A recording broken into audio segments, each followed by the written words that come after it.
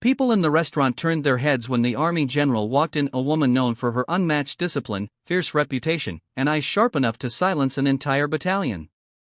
But even her son had never seen the expression she wore that night. Because just as they sat down for dinner, she froze. Her gaze locked on a tired single-dad janitor wiping tables in the corner, hands trembling, uniform torn, and a little girl sleeping on a chair behind him. And in that moment, the most powerful woman in the room did something no one expected. Something that made the entire restaurant fall silent, something that would change all of their lives forever. General Aisha Rahman rarely took days off. She lived in a world of decisions, sacrifice, and responsibility, one where a single mistake could carry unimaginable consequences. But tonight was special.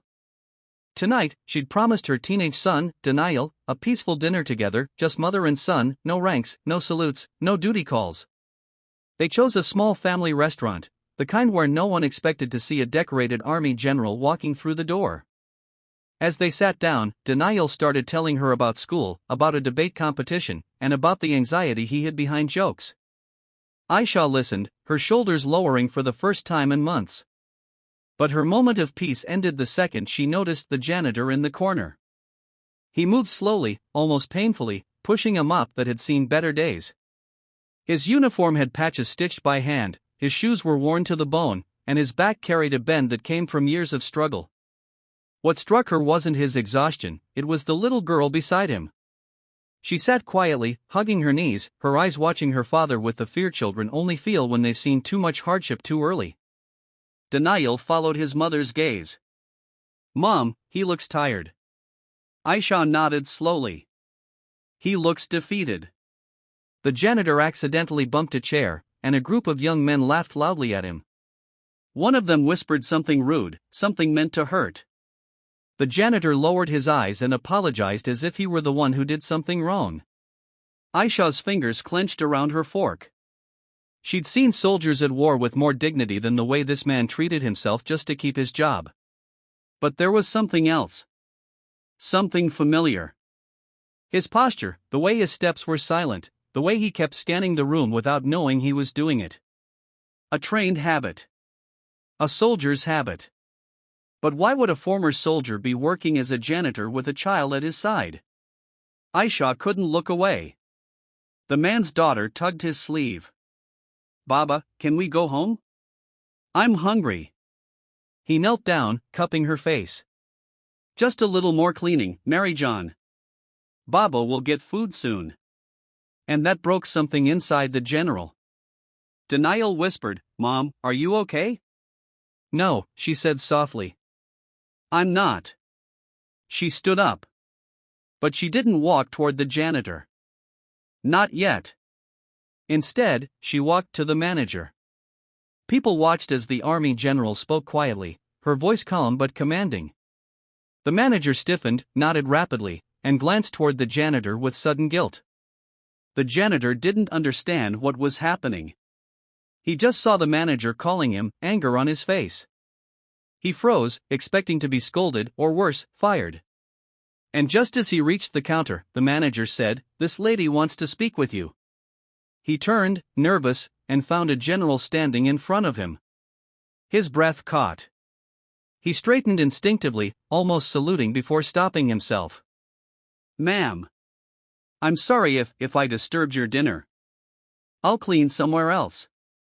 Aisha looked directly into his eyes. "Soldier," she said quietly, "what are you doing here?" His body froze. His breath trembled. "No one's called me that in years," he whispered. And her heart sank. The chapter ends with the general taking a deep breath, preparing to do something that would change the course of his life and hers. His name was Faraz Malik. Former Army technician. Injured during a rescue mission, discharged 5 years ago. His wife passed away shortly after giving birth to their daughter, leaving him alone, broke, and unable to work the same jobs he once excelled in.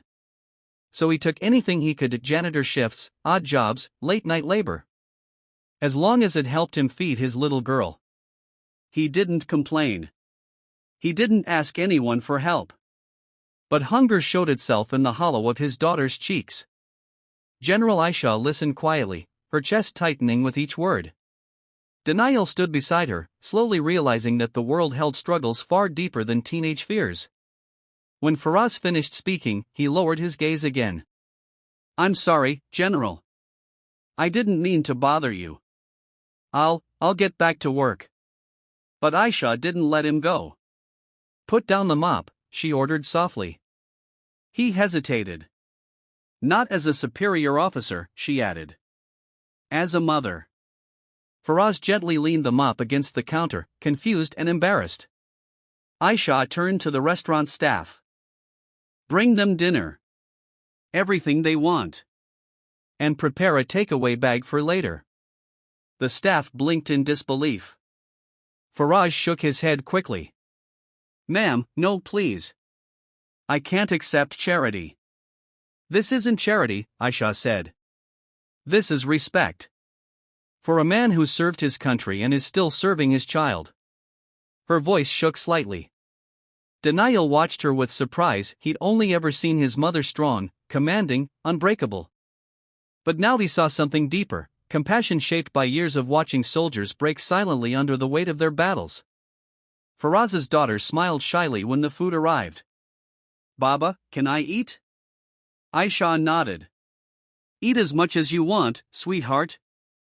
Faraz's eyes filled with tears he had held back for years. But the unthinkable, what no one in the restaurant expected, was yet to come. Aisha reached into her bag, pulled out a folder, and placed it in front of him. Inside was a job offer. A real one. A stable, well-paying one. "Your service record is still valid," she said. "Your skills are still sharp. Report next Monday. Not as a janitor, but as part of my technical operations team." Faraz stared at the papers, unable to speak. "I can't take that," he whispered. "I'm not worthy." "Faraz," she said firmly, "a man who carries this much weight on his shoulders is worthy of anything." The entire restaurant watched as the single dad janitor covered his face with his hands and cried silently, the soldier broken not by war, but by kindness. His daughter hugged him tightly, whispering, "Baba, we won?" Aisha smiled. "Yes. You both won." He looked up at the general. "How can I ever repay you?" "By showing up on Monday," she said. "And by giving your daughter the life she deserves." As she and Denial walked out of the restaurant, he looked at her with awe. "Mom, why did you help him?" Aisha took a deep breath. "Because strength means nothing," she said quietly, "if we can't use it to lift someone else." The camera fades on the single dad holding his daughter close, a new life waiting for them, born from one night, one meeting, and one woman's unthinkable act of compassion.